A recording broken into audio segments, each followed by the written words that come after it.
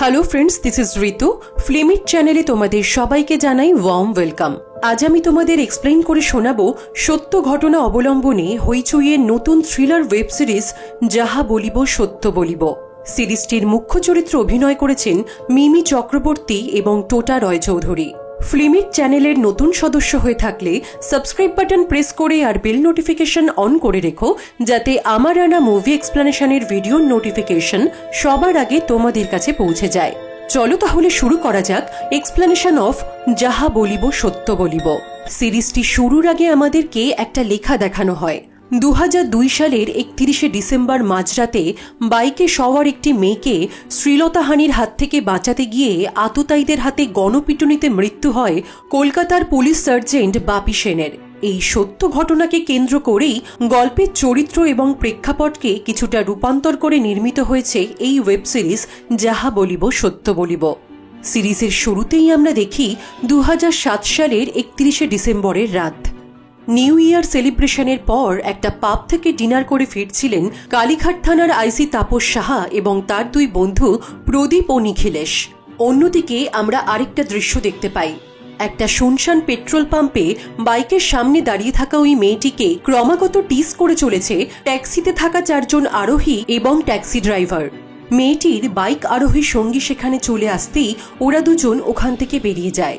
ছেলে এবং মেয়েটি দুজনেই হেলমেট পরে থাকার কারণে তাদের মুখ আমরা দেখতে পাই না।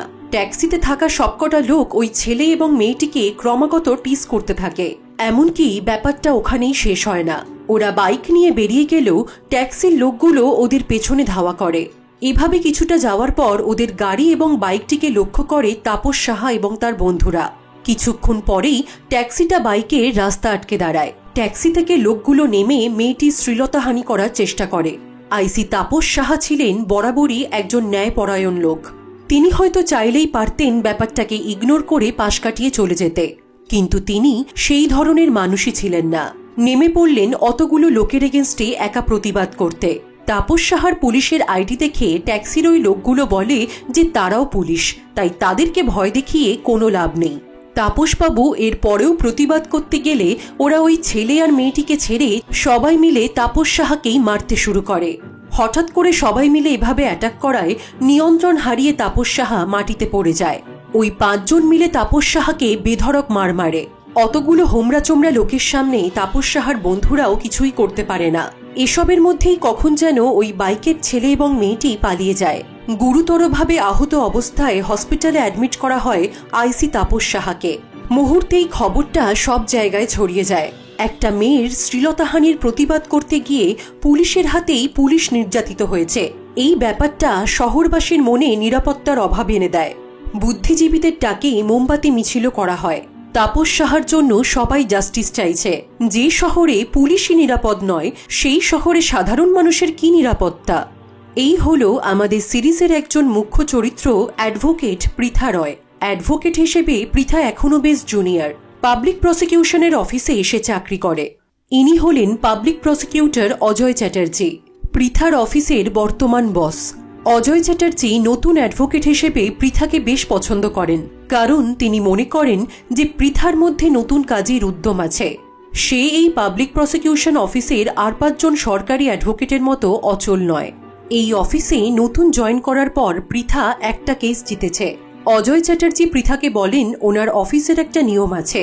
এই অফিসের সবাই যে কটা কেস জেতে তাদের নামের পাশে সেটার সংখ্যা লিখে রাখে। আজকে পৃথারও সেখানে উদ্বোধন হলো। তিনি চক দিয়ে পৃথাকে তার নামের পাশে তার জেতা কেসের সংখ্যাটা লিখতে বলেন। অফিসে পৃথা লক্ষ্য করে যে বাকি অ্যাডভোকেটদের মধ্যে আইসি তাপস সাহার এই কেসটা নিয়ে প্রচুর আলোচনা হচ্ছে। পৃথা অজয় চ্যাটার্জির পার্সোনাল সেক্রেটারি অনুপবাবুকে জিজ্ঞেস করে যে এই কেসগুলো কারা পায়। অনুপবাবু পৃথাকে বলে যারা এই কেসগুলো নিয়ে হোমওয়ার্ক করে তারাই এই কেসগুলো পায়। আমরা দেখি সেদিন রাতেই পুলিশের মধ্যেই একজন তাপস সাহার এভিডেন্সগুলোর মধ্যে থেকে হসপিটালের টোকেনে একটা এক্সট্রা সেন্টেন্স যোগ করে দেয়, যেখানে শুধু লেখা ছিল তাপস সাহাকে অজ্ঞান অবস্থায় হসপিটালে অ্যাডমিট করা হয়েছে। সেখানে ওই পুলিশটি ওই লেখাটার সাথে আরো কয়েকটা ওয়ার্ড ইউজ করে লিখে দেয় ফিউ পেগস অফ অ্যালকোহল। পরের দিন joint commissioner of police public prosecutor Ajay চ্যাটার্জিকে নিজেই কেসটা লড়তে বলেন। যেহেতু এই কেসের ক্ষেত্রে ভিকটিম এবং আততায়ী দুপক্ষই পুলিশের চাকরির সাথে জড়িত, সেই কারণে কলকাতা পুলিশের সততা এবং দায়িত্ব এখন প্রশ্নের মুখে। পুলিশ কমিশনার চলে যাওয়ার পর অজয় চ্যাটার্জি বাকি সবাইকে বলে এই কেসটা অমীমাংসিত থেকে যাওয়ার সম্ভাবনাই বেশি, কিন্তু কলকাতা পুলিশের তরফ থেকে একটা ভার্ডিক্ট বেরোনো খুবই প্রয়োজন। সেটা দোষীরা শাস্তি পাক আর নাই বা পাক। তিনি বলেন যে এই কেসটা এতটাই সেন্সিটিভ যে কমিশনার অফ পুলিশ নিজে এসেছিলেন তার কাছে এই কেসটা লড়তে বলার জন্য। তখন পৃথা অজয় চ্যাটার্জিকে বলে যে এই কেসটা সে রিপ্রেজেন্ট করতে চায় অজয় চ্যাটার্জির ডেপুটি হিসেবে, কিন্তু অজয়বাবু পৃথাকে বলেন যে সে এখন খুবই নতুন, এত তাড়াহুড়ো করার কোনো দরকার নেই। ওখানে থাকা আরেকজন অ্যাডভোকেট বলে যে অলরেডি দুজন সাসপেক্ট ধরা পড়েছে, তাদেরকে জেরা করে বাকিরাও ধরা পড়ে যাবে, আর তাছাড়া তাপস সাহার সেন্স ফিরে এলেই তো কেসটা সলভ হয়ে যাবে। তখন অজয় চ্যাটার্জি বলেন যে মিডিয়াতে কি বলা হচ্ছে সেটা সবাই জানে, কিন্তু ওরা অ্যাডভোকেট, ওদের সেই খবরটা দরকার যেটা মিডিয়ার কাছেও নেই এবং যা থেকে সত্যিটা বেরিয়ে আসবে। উনি ওনার ডেপুটি হিসেবে একজন সত্যিকারের অ্যাডভোকেটকে চান, কোনো মিডিয়াম্যানকে নয়। অজয় চ্যাটার্জি পৃথাকে এই কেসের দায়িত্ব না দিলেও পৃথা কিছুতেই এই কেসটা মাথা থেকে ঝেড়ে ফেলতে পারে না। সে হসপিটালে গিয়ে প্রদীপবাবুর সাথে দেখা করে। ওদের কথোপকথনে আমরা জানতে পারি যে টোটাল 3 জন ধরা পড়েছে, কিন্তু বাকি 2 জনকে খুঁজে পাওয়া যাচ্ছে না। তাছাড়া বাইকে যে ছেলে মেয়েটি ছিল, যে মেয়েটি শ্লীলতাহানি রুখতে গিয়ে তাপসেরা যে এই অবস্থা, তাদেরকেও খুঁজে পাওয়া যাচ্ছে না। আমরা জানতে পারি তাপস সাহার বাড়িতে মা, স্ত্রী এবং 2 মেয়ে আছে। প্রদীপবাবুর সাথে পৃথা কথা বলছিল, ঠিক সেই সময় অজয় চ্যাটার্জি সেখানে চলে আসায় পৃথাকে দেখে ফেলে। সেই মুহূর্তে কিছু না বলে উনি চলে গেলেও পরে তিনি পৃথাকে এই নিয়ে অনেক কথা শোনান। তিনি বলেন পৃথাকে তো ডিপার্টমেন্ট থেকে অথরাইজ করা হয়নি, তাহলে কি কারণে পৃথা এখানে এসেছে? অ্যাম্বিশন যতটাই ভালো, অতিরিক্ত উত্তেজনা ততটাই খারাপ। পৃথা অজয় চ্যাটার্জির কাছে বারবার এই কেসটা পাওয়ার অনুরোধ করতে থাকে। প্রথমে অজয় চ্যাটার্জি একটু রেগে গেলেও পরে তিনি পৃথাকে বলেন সে যখন এসেইছে তাহলে সবার সাথে কনভারসেশনটা যেন কমপ্লিট করে যায়। পৃথা হসপিটালে বসেছিল, ঠিক সেই সময় ডক্টর এসে তাপস সাহা স্ত্রীকে জানান যে তাদের অনেক চেষ্টা সত্ত্বেও তারা তাপস সাহাকে বাঁচাতে পারল না। কথাটা শুনেই তাপস সাহা স্ত্রী কান্নায় ভেঙে পড়ে। পৃথা কাউকে একটা ফোন করে, কিন্তু ফোনটা নট রিচেবল বলে। পৃথা বাইরে বেরিয়ে দেখে মিডিয়া পুলিশকে প্রশ্নে প্রশ্নে জর্জরিত করে দিচ্ছে, কারণ তাপস সাহার অ্যাসল্ট কেসটা তিনি মারা যেতে হঠাৎ করেই মার্ডার কেসে পরিণত হয়েছে। পরের দিন সকালে যে 2 জন সাসপেক্টকে খুঁজে পাওয়া যাচ্ছিল না, তারা নিজে এসে পুলিশের কাছে সারেন্ডার করে। একজনের নাম শিবনাথ গুপ্তা এবং আরেকজন বাসুদেব বাউরি। এনারা দুজনেই পুলিশের চাকরির সাথেই যুক্ত। এদিকে অনুপবাবু পৃথাকে ফোন করে জানায় যে অজয় চ্যাটার্জির একটা স্ট্রোক হয়েছে, তিনি হসপিটালে অ্যাডমিটেড। লালবাজার হোমিসাইড ডিপার্টমেন্টের অর্ণব বসু আসে সাসপেক্টদের ইন্টারোগেট করতে। তিনি ওখানে থাকা পুলিশ কনস্টেবলকে বলেন সাসপেক্টদের শনাক্ত করার জন্য তাপস সাহার বন্ধুদেরকে ডাকতে। পৃথা অজয় চ্যাটার্জিকে দেখতে হসপিটালে যায়। সেখানে পাবলিক প্রসিকিউশন অফিসের আরও কিছু অ্যাডভোকেটও ছিল। এদিকে অর্ণব বসু শিবনাথ গুপ্তা এবং বাসুদেব বাউরিকে ইন্টারোগেট করতে আসে, কিন্তু ওরা অর্ণব বসুকে পরিষ্কার জানিয়ে দেয় যে উকিল ছাড়া ওরা একটা কথাও বলবে না, কারণ বাইরের লোক যেটা জানে না পুলিশের চাকরি করে ওরা সেটা জানে। পুলিশ কাস্টাডিতে মারধর করাটা একটা ক্রাইম। তখন অর্ণব ওদেরকে বলে ঠিক যে ক্রাইমটা আপনারা তাপস সাহার সাথে করেছেন। তারপর কয়েকদিন গা ঢাকা দিয়ে এখন উকিলের পরামর্শে এসেছেন সারেন্ডার করতে। উকিল নিশ্চয়ই তাদেরকে বলেছেন যে সারেন্ডার করলে জজ সাহেব শাস্তি কম দেবে। ওদিকে অজয় চ্যাটার্জি সবাইকে বলে যে তার পক্ষে তো এখন তাপস সাহার কেসটা লড়া সম্ভবই নয়, এখন থেকে পৃথা এই কেসটা টেক ওভার করবে। তিনি জানেন যে এই কেসের জন্য পৃথা যথেষ্টই নতুন। উনি আশা করবেন বাকি অ্যাডভোকেটরাও পৃথাকে এই কাজে হেল্প করবেন, কিন্তু বাকিদের কথা শুনেই বোঝা যায় যে তারা পৃথাকে কোনো হেল্পই করবে না। অজয় চ্যাটার্জিকে দেখে যখন পৃথা বেরোচ্ছিল, তখন অজয় চ্যাটার্জির ছেলে মৃদুল চ্যাটার্জি পৃথাকে পেছন থেকে ডাকে। ওদের কথোপকথনে আমরা বুঝতে পারি যে ওদের মধ্যে একটা সম্পর্ক ছিল, কিন্তু কোনো একটা কারণে ওরা দুজনে মিলে ডিসিশন নিয়েছে যে এই সম্পর্কটাকে আর কন্টিনিউ করা যাবে না। চলে যাওয়ার সময় পৃথা মৃদুলকে বলে তার শিরদাঁড়াটা একটু শক্ত করতে। বাসুদেব বাউরি অর্ণবকে বলে যে আপনি যত খুশি চেষ্টা করে যান, কিন্তু উকিল ছাড়া আমরা একটা প্রশ্নের উত্তরও দেব না। অর্ণব ওদেরকে জিজ্ঞেস করে ওদের উকিল কে। তখনই সিন শিফট হয়ে যায় পাবলিক প্রসিকিউশন অফিসে। পৃথা বলে কোর্ট মেমোতে ওদের পক্ষের উকিলের নামটা এসেছে, জয়রাজ সিনহা, তিনি আগে এই পাবলিক প্রসিকিউশন অফিসেই কাজ করতেন। অনুপবাবু পৃথাকে বলেন যে জয়রাজ ছিল সিনিয়র অ্যাসোসিয়েট, সরকারি উকিলদের মধ্যে সেরা। অজয় চ্যাটার্জি তাকে ভীষণই ভালোবাসত। জয়রাজ সিনহার জেতা কেসের সংখ্যা সবচেয়ে বেশি, এমনকি অজয় চ্যাটার্জির থেকেও বেশি। তাই তো এখনো বোর্ডে জয়রাজ সিনহার নামটাই সবার ওপরে আছে। সারা জীবনে সে একটা মাত্র কেসই হেরেছে, কিন্তু 7 বছর আগে কোনো একটা অজানা কারণে জয়রাজ হঠাৎ করেই এই চাকরিটা ছেড়ে দিয়ে চলে যায়। এখন সে প্রাইভেট প্র্যাকটিস করে। এবার আমরা দেখতে পাই এই সিরিজের আরেকজন মুখ্য চরিত্র অ্যাডভোকেট জয়রাজ সিনহাকে। আমরা দেখি আইনমন্ত্রী নিজে জয়রাজ সিনহাকে এই কেসটা লড়ার দায়িত্ব দিয়েছেন, কিন্তু জয়রাজ নাকি বলেছে এই কেসে সে তার অ্যাসিস্ট্যান্টকে পাঠিয়ে দেবে, সে নিজে লড়বে না। আইনমন্ত্রী জয়রাজকে এর কারণ জিজ্ঞেস করলে জয়রাজ বলে যে সে ওখানে গিয়ে ওই লোকগুলোকে শিখিয়ে দিয়ে এসছে কি বলতে হবে, কতটুকু বলতে হবে আর কি বলতে হবে না। বাকি কাজটা তার অ্যাসিস্ট্যান্টই করতে পারবে। এই কেসটায় সরাসরি যেন তাকে যুক্ত করা না হয়, কারণ আজকের দিনে দাঁড়িয়ে তার যা স্টেটাস, তাকে এই সব চুনোপুটি কেস করা মানায় না। তখন আইনমন্ত্রী জয়রাজকে বলে যে সামনেই লোকসভার ইলেকশন, তিনি যদি সেন্ট্রালে যান তাহলে তার চেয়ারটা ফাঁকা থাকবে। জয়রাজ সিনহাকে আইনমন্ত্রী হিসেবে ভালোই মানাবে। আর এই কেসটা স্টেটের হয়ে লড়ছে অজয় চ্যাটার্জি, তাই জয়রাজ যেন এই ব্যাপারে আরেকবার ভেবে দেখে। অজয় চ্যাটার্জি এই কেসটা লড়ছে শুনে জয়রাজ যেন বাকরুদ্ধ হয়ে যায়। সিন শিফট হয় কলকাতার ফরেন্সিক সায়েন্স ল্যাবে। যে ভদ্রলোক তাপস সাহার রিপোর্ট তৈরি করছিলেন তার সহকর্মী ওনাকে বলেন যে বাকিটা সেই করে নিতে পারবে, অনেক রাত হয়ে গেছে, তিনি এখন বেরিয়ে পড়তে পারেন। ভদ্রলোক তার সহকর্মীর ভরসায় তাপস সাহার রিপোর্টটা তাকে করতে দিয়ে অফিস থেকে বেরিয়ে যায়। উনি বেরিয়ে যাওয়ার পর এই সহকর্মীটি তাপস সাহার ফরেন্সিক রিপোর্ট টাইপ করে প্রিন্ট বার করে। পৃথা অর্ণববাবুকে জিজ্ঞেস করে যে সেদিন নিশ্চয়ই ওই ঘটনাটা মিনিমাম 15 থেকে 20 মিনিট ধরে চলেছিল, একজনও কি প্রত্যক্ষদর্শী পাওয়া যাবে না যে সাক্ষী দিতে পারে?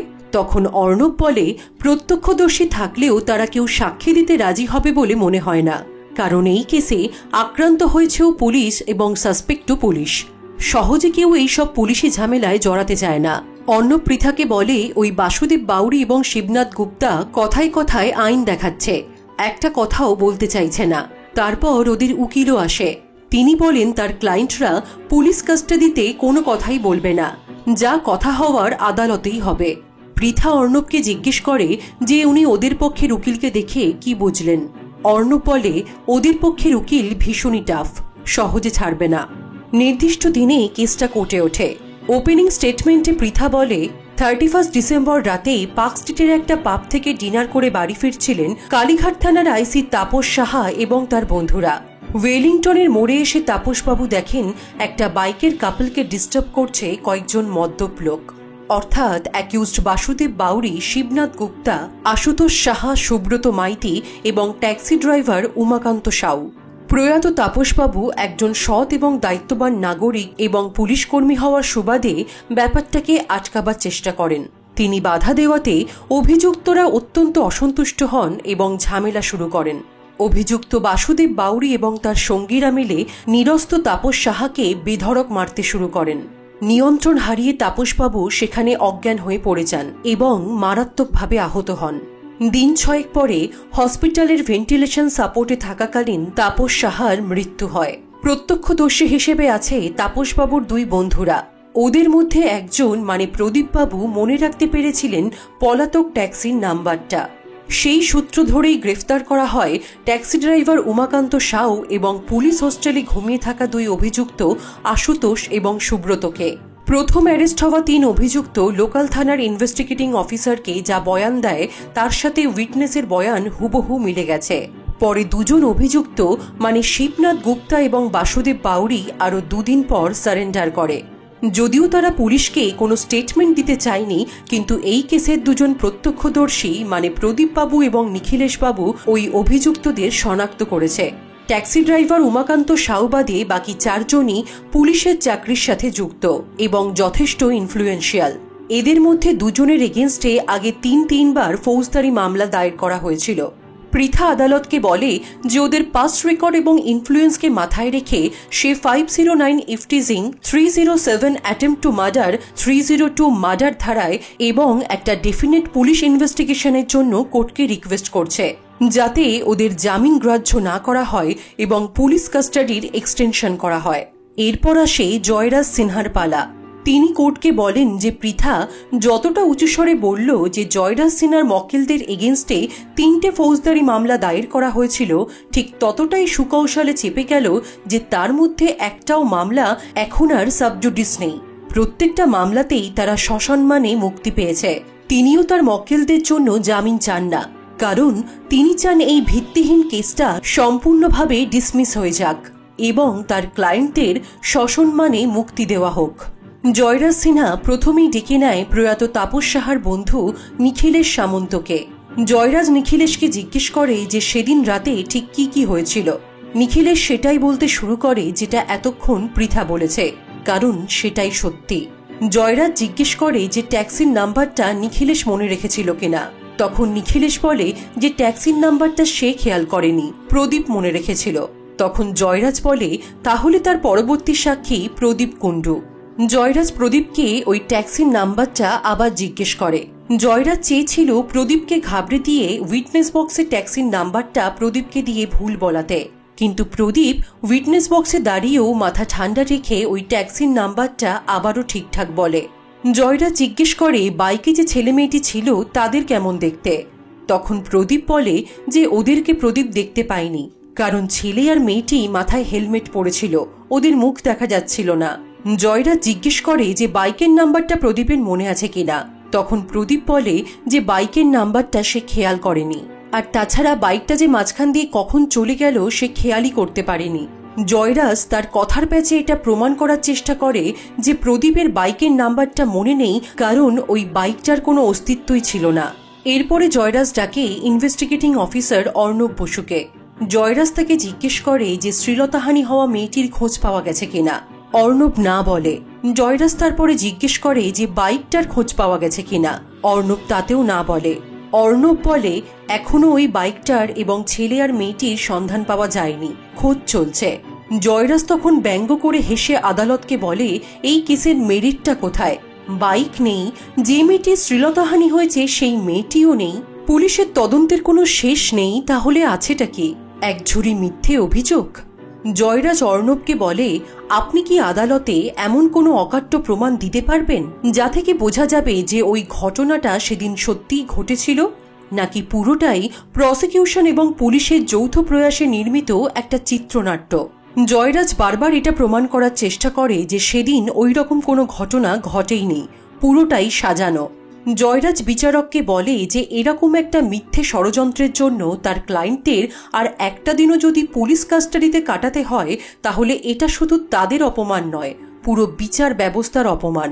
পৃথা বিচারককে বলে যে ওই ছেলেটি এবং মেয়েটির খোঁজ চলছে, তার মধ্যে পুলিশ ইনভেস্টিগেশনে যাতে কোনো ব্যাঘাত না ঘটে তাই পৃথা চায় অভিযুক্তদের কমপক্ষে আরও 14 দিনের পুলিশ কাস্টাডি দেওয়া হোক।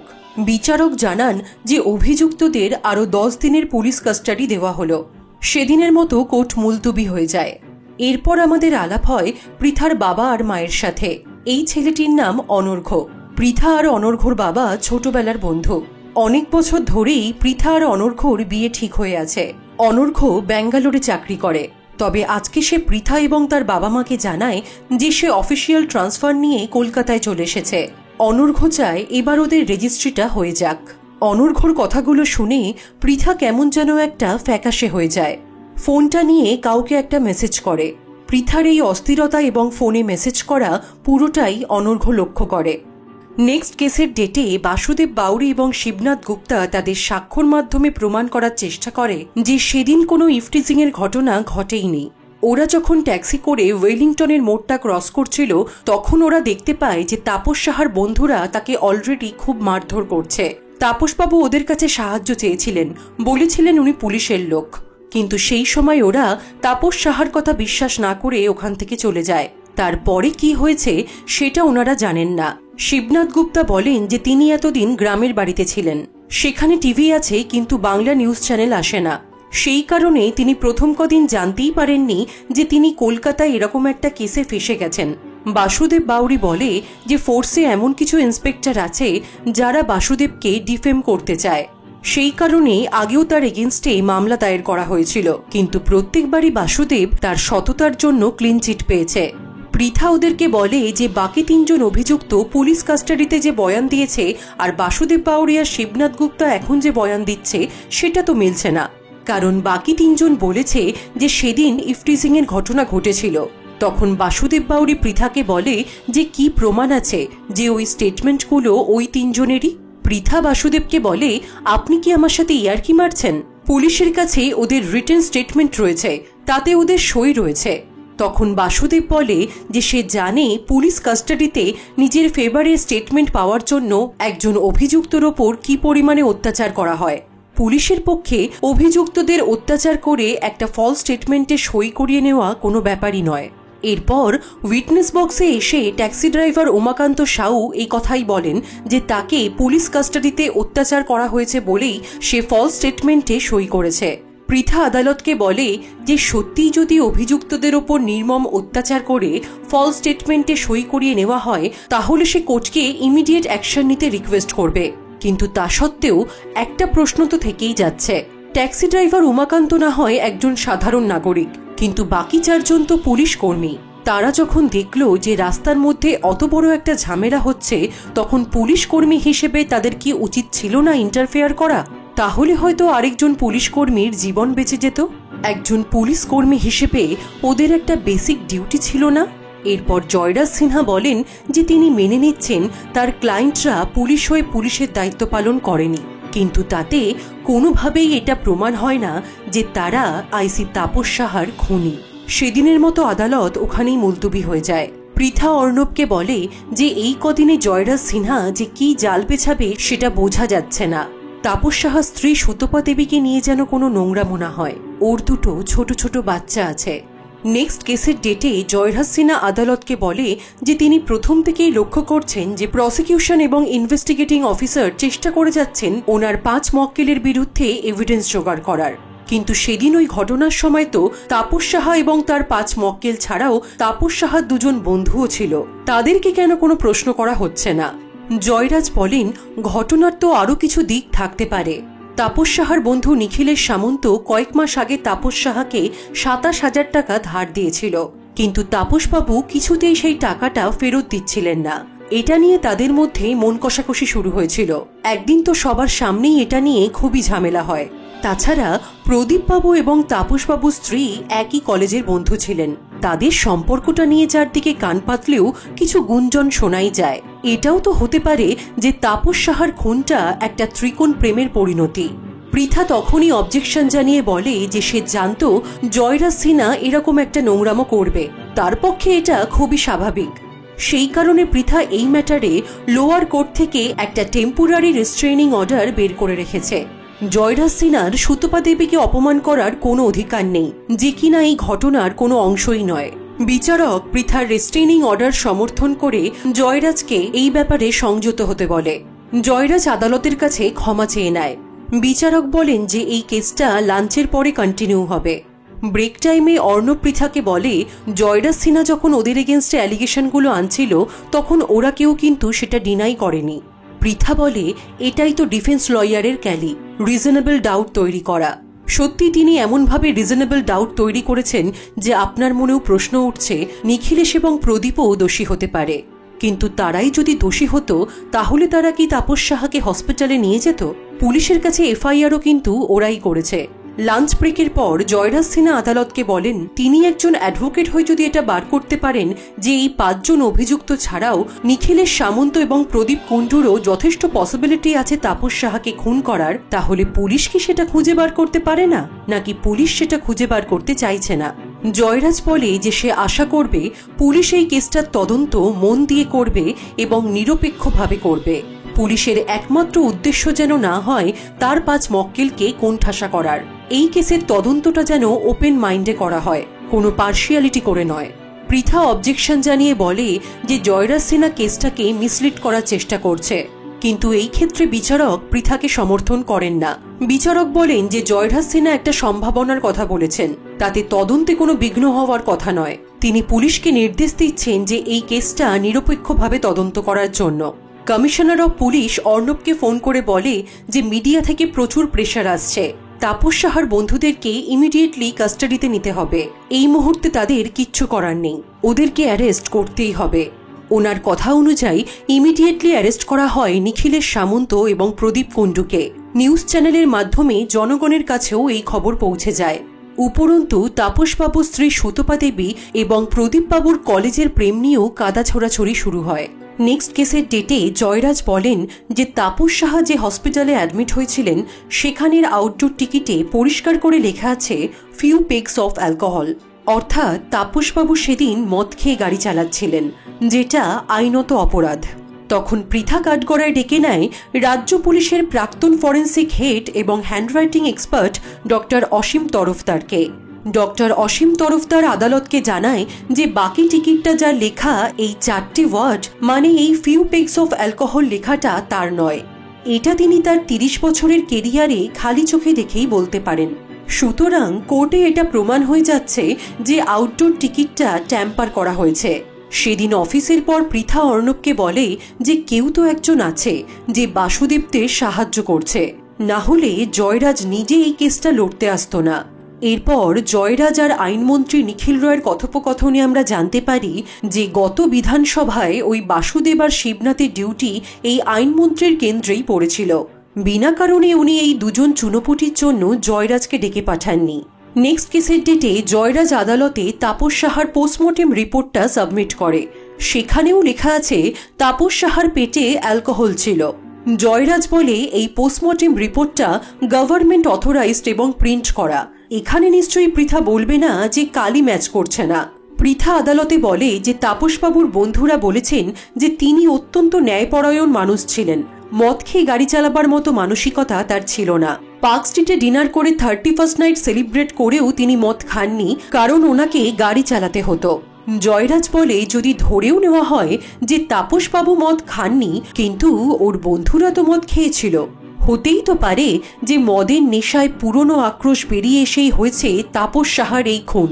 পৃথা বলে জয়রাজবাবু ভুলে যাচ্ছেন এই কেসটা কার পেটে কতটা মদ ছিল সেটা নিয়ে নয়, এটা তাপস সাহার খুনের মামলা। দুপক্ষই কোনো স্ট্রং এভিডেন্স দিতে পারে না বলে বিচারক তাদেরকে নেক্সট কেসের ডেট দেন। সেদিন রাতে অনর্ঘ্য, পৃথা আর ওদের বাবা মারা একটা রেস্টুরেন্টে খেতে আসে। সেখানে গিয়ে পৃথা জানতে পারে যে কিছুদিন পর অনর্ঘ্যর ইউএসএতে ট্রান্সফার হয়ে যাবে। অনর্ঘ্য আর তার বাবা মা নিজেরাই ঠিক করে নিয়েছে যে পৃথা তারপর কোর্ট ছেড়ে দিয়ে অনর্ঘ্যর সাথে ইউএস গিয়ে থাকবে। ওদের এইসব কথায় পৃথা খুবই রেগে যায়, কারণ সে তার ওকালতি ছেড়ে ইউএস যাওয়ার কথা ভাবতেও পারে না। তাছাড়া অনর্ঘ্যরা নিজেদের মতোই সিদ্ধান্ত নিয়ে নিয়েছে, পৃথাকে জানাবার প্রয়োজনও মনে করেনি। বেরোনোর সময় ওদের সাথে মৃদুলের দেখা হয়। মৃদুল তার স্ত্রী এবং ছেলেকে নিয়ে ওখানেই ডিনার করতে এসেছে। পৃথা মৃদুলের সাথে কেস নিয়ে একটা কথা আছে বলে ওকে সাইডে নিয়ে আসে। আমরা বুঝতে পারি যে পৃথা আর মৃদুলের সম্পর্কটা পরকীয়া। ওর স্ত্রী এবং ছেলে সবকিছুই আছে। পৃথাও অনর্ঘ্যর সাথে অনেক বছর ধরেই এঙ্গেজড, তা সত্ত্বেও ওরা প্রেমের সম্পর্কে জড়িয়েছিল। কোনো একটা কারণে ওরা সম্পর্কটা থেকে এখন বেরিয়ে আসতে চাইছে। পৃথা মৃদুলকে বলে যে মৃদুল চাইলেই তাদের সম্পর্কটাকে ছেড়ে ফেলতে পারবে, কিন্তু পৃথার পক্ষে সেটা সম্ভব নয়, কারণ মৃদুলের সন্তান পৃথার গর্ভে। পৃথার কথা শুনে মৃদুল বেশ ঘাবড়ে যায়। ঠিক তখনই ওরা লক্ষ্য করে অনর্ঘ্য ওদের সব কথা শুনে ফেলেছে। পরের দিন পুলিশ কমিশনার প্রেস কনফারেন্স করে ওই বাইকের ছেলে এবং মেয়েটিকে সবার সামনে আসতে অনুরোধ করেন। তিনি বলেন যে মেয়েটির সম্মান বাঁচাতে একজন পুলিশ কর্মী নিজের জীবন দিয়ে দিলেন, তাকে সম্মান জানানোর জন্য অন্তত তাদের সামনে আসা উচিত। তাদের জন্য কলকাতা পুলিশের তরফ থেকে একটা পুরস্কারও থাকবে। তাদের গোপনীয়তা বজায় রাখার দায়িত্বও কলকাতা পুলিশের। সেদিন ওই পোস্টমর্টেম ডিপার্টমেন্টের ডক্টর অর্ণবকে এসে জানায় যে তার একটা ইরেসপন্সিবিলিটির জন্য পোস্টমর্টেম রিপোর্টটা ভুল এসেছে। সেদিন প্রচণ্ড কাজের প্রেশার ছিল, ওনার সন্ধ্যের ট্রেনটা মিস হয়ে যাচ্ছিল বলে ওনার সহকর্মী বিমল ওনাকে বলে যে বাকি কাজটা সে করে নেবে। বিমল ওনার হয়ে মাঝে মাঝেই এগুলো করত বলে উনিও বিমলের ওপর ভরসা করে সেদিন তাপস সাহার রিপোর্টটা বিমলকে টাইপ করার দায়িত্ব দিয়ে অফিস থেকে বেরিয়ে যান। সেদিন তাপস সাহার পোস্টমর্টেম উনি নিজেই করেছিলেন, কিন্তু ওই রিপোর্টটা উনি টাইপ করেননি। তাপস সাহার পেটে কোনো অ্যালকোহল ছিল না, কিন্তু ওপর মহল থেকে তার উপর অনবরত চাপ আসছে এটাকে চেপে যাওয়ার জন্য। আর বিমলও সেদিনের পর থেকে আর অফিসে জয়েন করেনি। এই বয়সে এই সব চাপ সহ্য করতে না পেরে তিনি ভিআরএস নিয়েছেন। তবুও ওনার মনে হয়েছে অর্ণবকে সবটা জানানো উচিত, তাই তিনি আজ নিজের জীবনের ঝুঁকি নিয়ে অর্ণবকে এটা জানাতে এসেছেন। পৃথা অর্ণবকে তার জীবনের পার্সোনাল ঘটনাগুলো শেয়ার করে। পৃথার বিয়েটা ভেঙে গেছে, সে নিজেও জানে না কেন সে জেনে বুঝেও এরকম একটা সম্পর্কে জড়িয়ে পড়ল। নিজের জীবনটাকে পৃথা নিজের হাতেই অগোছালো করে দিল।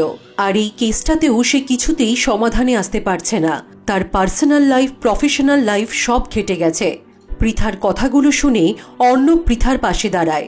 গার্ডিয়ান হিসেবে সই করে পৃথাকে নার্সিংহোমে নিয়ে যায়। পরের দিন কোর্টে জয়রাজ পৃথাকে কয়েকটা কথা বলতে আসে। জয়রাজ পৃথাকে বলে, আপনি অজয় চ্যাটার্জিকে আদর্শ মনে করেন, তাই তো? এককালে আমিও তাই করতাম। আজ থেকে 7 বছর আগে অবধি জয়রাজ ছিল পাবলিক প্রসিকিউটর অফিসের সবথেকে দাপুটে অ্যাডভোকেট। সিন শিফট হয় 7 বছর আগে। আজকের আইনমন্ত্রী নিখিল রয় তখন ছিলেন বিচারপতি। তার ছেলে নিরুপম রয় একটা হিট অ্যান্ড রান মার্ডার কেসে ফেঁসেছিল। ভিকটিমের তরফ থেকে সেই কেসটা লড়ছিল জয়রাজ সিনহা।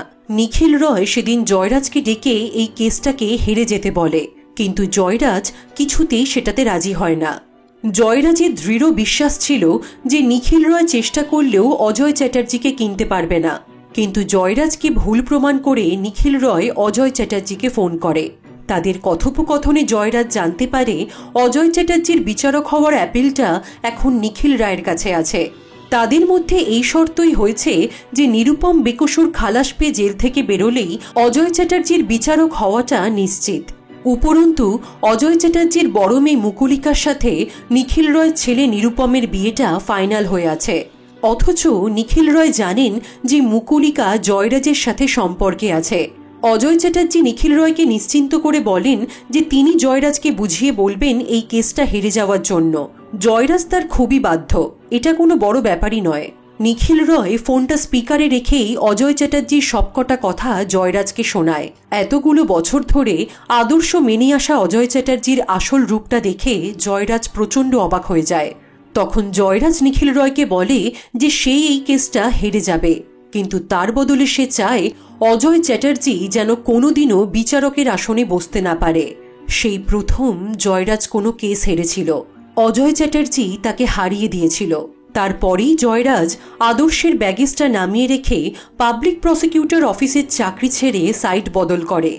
জয়রাজ পৃথাকে বলে, এখন পৃথা যা 7 বছর আগে জয়রাজ তাই ছিল, কিন্তু এখন জয়রাজ যা 7 বছর পর পৃথা যাতে সেটা না হয় সেই কারণেই জয়রাজের পৃথার কাছে আসা। এরপর পৃথা অজয় চ্যাটার্জির কাছে গিয়ে বলে, এই কেসে প্রত্যেকটা হেয়ারিংয়ে মনে হচ্ছে যে জয়রাজ সিনহা নিজেকেই কাঠগড়ায় দাঁড় করাচ্ছে, যেন এই কেসটা হেরে গেলে তার ক্লায়েন্টরা নয়, সে নিজেই হেরে যাবে। কারণ এই কেসের ক্ষেত্রে তার একটা পার্সোনাল রাগ আছে। অজয় চ্যাটার্জি পৃথাকে বলে যে সে ঠিক কি মিন করতে চাইছে। তখন পৃথা বলে, থাক না স্যার, সেই নিয়ে না হয় আমরা পরে কখনো আলোচনা করব। আমরা কেউই তো পারফেক্ট নই। সবার আগে আমাকে এই কেসটা জিততে হবে, সত্যিটাকে জেতাতে হবে। পৃথা তার ডায়েরি থেকে একটা পুরনো এফিডেভিট কাগজ বার করে অজয় চ্যাটার্জিকে বলে যে এই কেসটা থেকে সে রিজাইন করতে চায়। এরপর আমরা দেখি সেদিন ওই ঘটনার সময় বাইকে যে ছেলে আর মেয়েটি ছিল তারা আর কেউ নয়, পৃথা এবং মৃদুল। সিন শিফট হয় ফ্ল্যাশব্যাকে। পৃথা আর মৃদুল সবাইকে লুকিয়ে হোটেলে মিট করত। এভাবেই ওদের সম্পর্কটা চলছিল। সেদিন 31st নাইট সেলিব্রেট করতে ওরা একটা রেস্টুরেন্টে গেছিল। তখন পৃথা মৃদুলকে বলে যে ওরা যেটা করছে সেটা ঠিক হচ্ছে না। মৃদুলের স্ত্রী, সন্তান আছে, আর অনর্ঘ তো জানেই না যে পৃথা এখানে একজনের সাথে সম্পর্কে জড়িয়ে পড়েছে। এভাবে লুকিয়ে চুরিয়ে একটা সম্পর্ক রেখে যাওয়া ওদের ঠিক হচ্ছে না। এই সম্পর্কের তো কোনো ভবিষ্যৎ নেই। মৃদুল পৃথাকে বলে যে এটা তো ওরা প্রথম দিন থেকেই জানতো, তাহলে আজ পৃথা কেন এরকম বলছে? পৃথা বলে যে সে নিজেকে অনেকবার বোঝাবার চেষ্টা করেছে ভালোবাসা কোনো অপরাধ নয়, কিন্তু ও কিছুতেই এটা মানতে পারছে না। তাছাড়া মৃদুলের স্ত্রী তো এটা ডিজার্ভ করে না, তাকে তো ওরা ঠকাচ্ছে। পৃথা আর ওদেরকে ঠকাতে পারছে না, তাই সে চায় ওদের এই সম্পর্কটাকে এখানেই শেষ করতে, কোনো তিক্ততা নিয়ে নয়। নিজেদের ভালোর জন্যই ওদের এটা করা উচিত। নতুন বছরটা নতুন করে শুরু করা উচিত ওদের। সেদিন রেস্টুরেন্ট থেকে ফেরার সময় একটা পেট্রোল পাম্পে এই ঘটনার সূত্রপাত হয়। আইসি তাপস সাহা সেদিন পৃথাকেই শ্লীলতাহানির হাত থেকে বাঁচাতে গিয়ে নিজের জীবন দিয়েছেন। পৃথা এই সমস্ত কথা আদালতের কাঠগড়ায় দাঁড়িয়ে বলে। এতদিন সে তার কেরিয়ারের ক্ষতির ভয়, তার পার্সোনাল রিলেশন নিয়ে কাদা ছোড়াছড়ির ভয় অনেক চেষ্টা করেও আদালতে সত্যিটা বলতে পারেনি। সেই কারণে পৃথা আদালতের কাছে ক্ষমা চেয়ে নেয়। তাপস সাহা মারা যাওয়ার আগেই পৃথা তার কনফেশন এফিডেভিট করে রেখেছিল জমা দেওয়ার জন্য, কিন্তু তার মধ্যেই তাপস সাহার মৃত্যু পৃথাকে একেবারে ঘেঁটে দেয়। সেই এফিডেভিটের কাগজ পৃথা এখনও রেখে দিয়েছে। অজয় চ্যাটার্জি পৃথার এফিডেভিটের কাগজটা আদালতে পেশ করে। পৃথা এই কেসটা থেকে রিজাইন করে কাঠগড়ায় দাঁড়িয়েছে, তাই এই কাজটা সম্পূর্ণ করার দায়িত্ব নিয়েছেন অজয় চ্যাটার্জি। জয়রাজ পৃথাকে বলে যে তার পৃথার কাছে 3টে প্রশ্ন আছে। সেদিন যখন তারা দেখল যে তাপসবাবুকে সবাই মিলে বেধড়ক মারছে, তখন তারা পালিয়ে গেল কেন? পৃথার কাছে এবং পাবলিক প্রসিকিউটরের কাছে কি এমন কোনো এভিডেন্স আছে যার থেকে এটা প্রমাণ হয় যে সেদিন শ্লীলতাহানির শিকার হওয়া মেয়েটি পৃথাই ছিল? আর ওই মেয়েটি যদি পৃথাই হয়ে থাকে, তাহলে তার বাইকের সঙ্গীটিকে, তিনি কোথায়? এরপর অজয় চ্যাটার্জি কাঠগড়ায় ডেকে নেয় মৃদুল চ্যাটার্জিকে। জয়রাজ এসব দেখে বেশ অবাক হয়ে যায়। সেদিন ওই ঘটনার সময় মৃদুলই ভয় পেয়ে আর সুযোগ পেয়ে ওখান থেকে পালিয়ে গেছিল। তারপর ওরা যখন জানতে পারে তাপস সাহা গুরুতরভাবে আহত, তখন পৃথা মৃদুলকে বলেছিল পুলিশের কাছে গিয়ে সবকিছু স্বীকার করতে। কিন্তু মৃদুল পৃথাকে এসব করতে বারণ করেছিল, কারণ সবকিছু স্বীকার করতে গেলে পুলিশ ওদেরকে জিজ্ঞেস করবে অত রাতে ওরা দুজন ওখানে কি করছিল। ওদের সম্পর্কের কথা জানাজানি হয়ে গেলে তার ফলাফল কি হতে পারে সেটা ভেবে ভয় পেয়ে মৃদুল পৃথাকে সবকিছু স্বীকার করতে বারণ করেছিল। জয়রাজ আদালতে বলে যে কি প্রমাণ আছে যে পৃথা শুধুমাত্র এই কেসটা জেতার জন্যই নিজেকে সেই ইফটিজিং এর শিকার হওয়া মেয়েটি বলে দাবি করছে না? তখন অজয় চ্যাটার্জি সেই রাতে পেট্রোল পাম্পে পৃথা এবং মৃদুলের ফোনের টাওয়ার লোকেশন, পেট্রোল পাম্পে মৃদুলের ডেবিট কার্ড দিয়ে হওয়া ট্রানজাকশন আদালতে পেশ করে। তিনি বলেন এই আদালতে ওই পেট্রোল পাম্পের একজন নাম প্রকাশে অনিচ্ছুক কর্মীও আছেন। আদালত চাইলে তার গোপন জবানবন্দিও নিতে পারে। বিচারক জয়রাজকে জিজ্ঞেস করে যে তার আর কিছু বলার আছে কিনা। প্রমাণগুলো দেখার পর জয়রাজের সত্যিই বোধ হয় আর কিছু বলার ছিল না। পৃথার দিকে কিছুক্ষণ তাকিয়ে জয়রাজ আদালতে বলে যে তার আর কিছুই বলার নেই। বিচারক রায় দেন যে সমস্ত সাক্ষ্য প্রমাণ বিচার করে অভিযুক্ত 5 জনকে যাবজ্জীবন সশ্রম কারাদণ্ড দেওয়া হলো এবং নিখিলেশ সামন্ত ও প্রদীপ কুণ্ডুকে সসম্মানে বেকসুর খালাস করা হলো। পৃথা রয় আর মৃদুল চ্যাটার্জির ওপর আসল সত্যিটা এতদিন গোপন রেখে এই কেসের গতি হ্রাস করার কারণে 60,000 টাকা করে জরিমানা আরোপ করা হলো। জয় হলো সত্যের। বিচার পেল আইসি তাপস সাহা। কোর্টরুম থেকে বেরোনোর সময় পৃথা জয়রাজকে বলে যে সবাই তার আদর্শকে পেছনে ফেলে এগিয়ে যায় না। পৃথার মা পৃথাকে বলে দেরি করে হলেও যে তুই সত্যিটা বলার সাহস দেখিয়েছিস সেটাই অনেক, সবাই এটা পারে না। আইনমন্ত্রী নিখিল রয় ফুলের বুকে দিয়ে পৃথাকে কনগ্র্যাচুলেট করে। আমাদের দেখানো হয় যে বাস্তবে সেই মেয়েটিকে এখনো খুঁজে পাওয়া যায়নি যার শ্লীলতাহানি রুখতে গিয়ে মারা গেছিলেন সার্জেন্ট বাপি সেন। এখানেই শেষ হয়ে যায় যাহা বলিব সত্য বলিব। ভিডিওটা ভালো লেগে থাকলে please to like, comment, share and please don't forget to subscribe limit. দেখা হচ্ছে পরবর্তী ভিডিওর সাথে। ততক্ষণের জন্য বাই বাই।